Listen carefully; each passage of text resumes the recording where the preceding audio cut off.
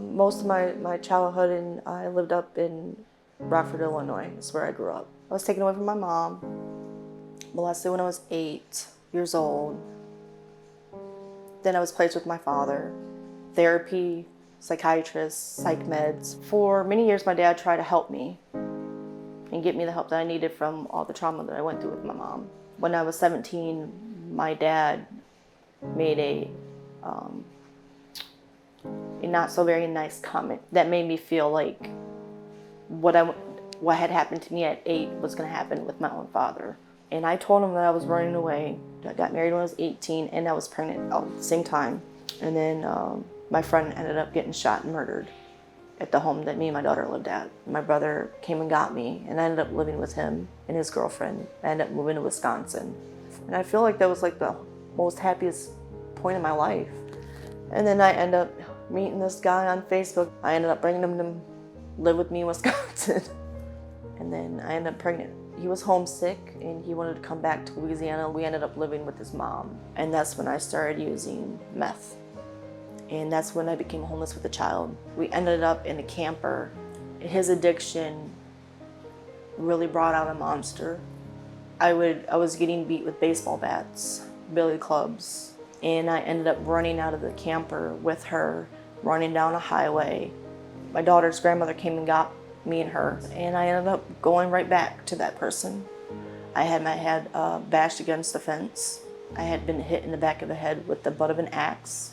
He poured lighter fluid on my body and tried to set me on fire and maced me. It was just the feelings of how I felt towards my mom, losing her from addiction. And then later on, I found out why my mom became an addict. It's because my mom was being raped as a kid. And I stayed with this man through everything because I felt like if someone would have done that for my mom, my life might have been different. I could do nothing but call Mr. Jared Boudreaux. We end up going to his office and having an intervention.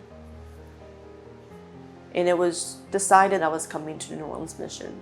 I felt alone. I had lost everything. I remember when I was able to take my first shower and how I cried.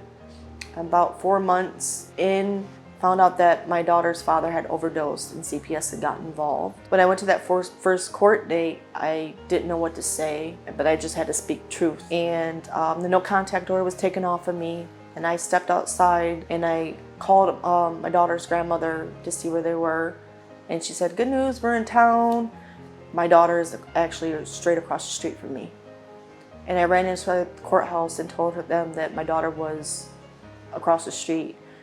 The police, CPS, and everybody ran outside and went across the street and got my daughter from the hotel. In that moment, I think that's really where my faith increased. Because it was nothing but God's timing. They had a CPS worker come to Lynn Haven and check everything out just to, make sure. Once she knew what Lynn Haven was about and their target for helping women in recovery and just basically any type of situation that a woman could come out of to better themselves and get help, she cleared it for Camilla to come here. I used to be upset as to why this or why that, and now I see what it was. And what it was is he was really prepping me. So after 10 years of not seeing my oldest daughter, who is 17, the Lord felt that it was in his timing, and he allowed that restoration is now being done, and she will be living at Lynn Haven with me and Carmilla. I could hear the Lord saying to me, "You're loved. You're worthy, you matter, and you have a purpose." For the longest time, I was trying to figure out what my purpose was in life, and now I don't have to figure that out. God is real, because I walked into New Orleans Mission as a non-believer, and I have nothing but complete belief and faith, and I hold on to that. And now I'm so excited that I can share that with my children and teach them. My name is Misty, and I'm a disciple.